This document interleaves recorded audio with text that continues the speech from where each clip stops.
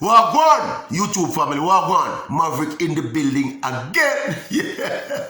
All right, news emerging out of Jamaica is that Andrew Hudson, the American-born potential or prospective Jamaican representative, Andrew Hudson, the guy who won the 200 meters at the national championships, the World Championships team, it has been named, and Andrew Hudson is not on the team because the eligibility process, the change of allegiance process, falls short in terms of the time frame. In other words, the thing not go through. It not go through the change of allegiance process has not gone through in time. See, based on the information coming out is that he's set to receive his final green light. See, the formalities are set to be complete on July 28th. World Championship starts July 15 and end July 24. So he missed it by the skin of his teeth, you can call it. See, and my immediate response to this is, wow, how could this happen? And who is to be blamed? Yeah, I make some call, I make some link, I ask some questions. But from what I am gathering, see, his team, Andrew Hudson's team, ought to have set things in motion earlier to avoid this kind of fiasco will take place, this kind of unfortunate situation will take place. There's no way you can be training and preparing to come to a Jamaica national trials. Preparation for competition at this level don't take place over 2 and 3 weeks. This must be a months upon months, probably years, if I prepare to come at the national trials. And you know that it only makes sense. It can only make sense if you make the Jamaica team to represent Jamaica. If you put in the requisite documentation in time. And you want to tell me that the athlete are putting all of that blood, sweat and tears on the training ground, getting himself in a shape. He run 20.10 to beat Johan Blake down the street. See, to become the national champion of Jamaica. See, and while you're doing that, the other things you know, set the other things in motion. No, sir. This kind of thing not happening in athletics in Jamaica. It's happening in football. Trust me. Yeah, man, this kind of... I think it's very unfortunate. Tough break on the youth. Yeah, you understand me? Very tough break on him and him family. Understand that his father is a Jamaican. Indeed, his father was here for the national championships. I saw a picture with him and his father posing after he won the 200-meter final. Another question though. Since his legitimate eligibility not come true yet, right? In terms of him being, because he's an American kid, you know, born American. But in terms of the legitimacy of his eligibility, is he still legally the national champion? Eh? We don't think about the national champion if he's not eligible to represent Jamaica. Yeah. And obviously, he was allowed, based on the process, as is allowed by the protocol, he was allowed to compete by the J3 race at the national championships, pending the eligibility process for his change of allegiance going through in time for him to make the World Championship team. It did not.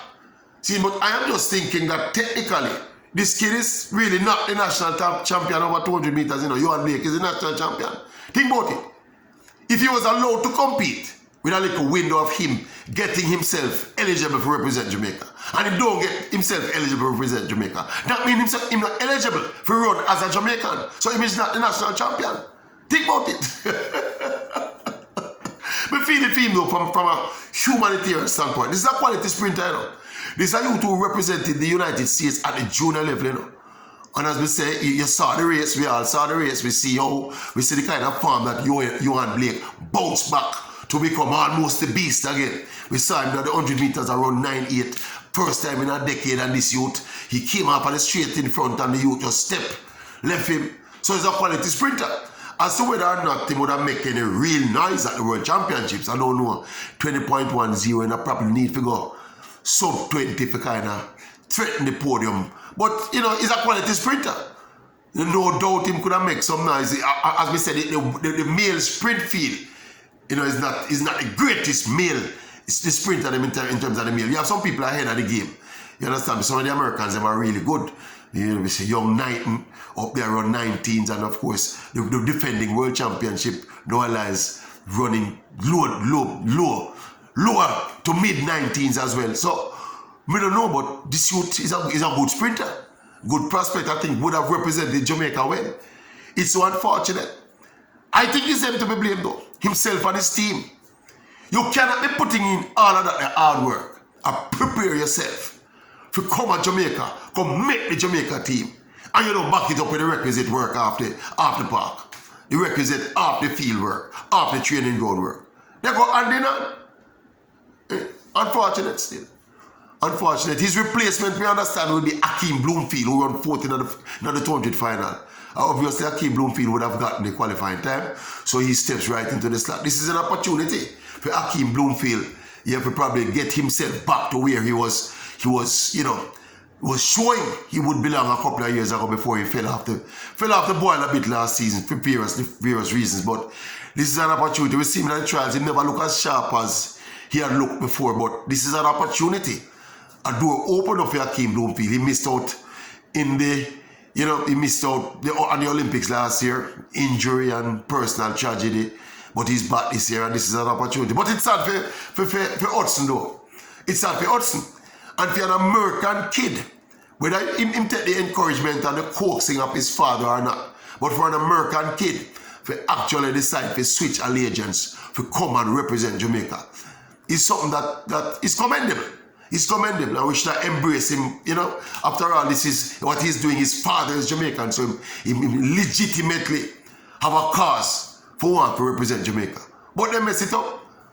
Me understand, so the consolation now is that since he'll get through in time, the 28th, at the end of the month, he'll get through in time, he'll be able to make the Commonwealth Games, which start early in August. So he can make the Commonwealth Games team. He's when the Commonwealth Games. Yeah, he can make the Commonwealth Games team. That's on the consolation.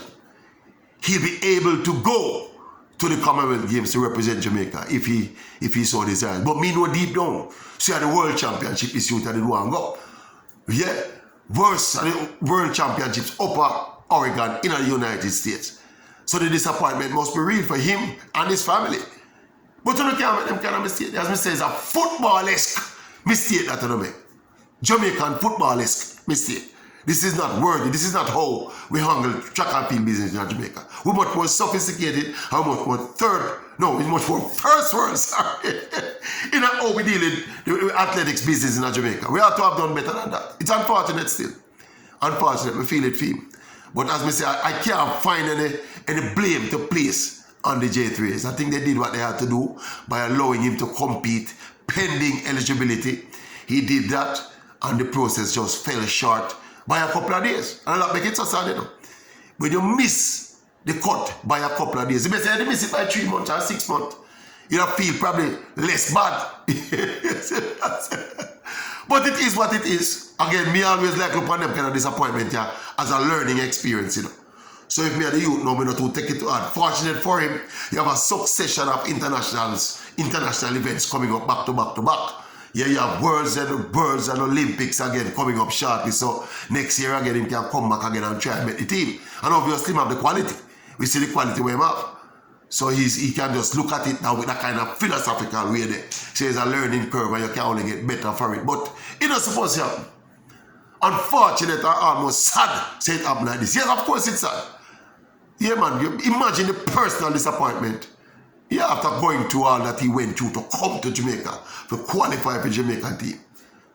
But the question about him being national champion though, and not being a legitimate Jamaican, bona fide, legitimate, legally legitimate Jamaican, so to speak, is he still a national champion?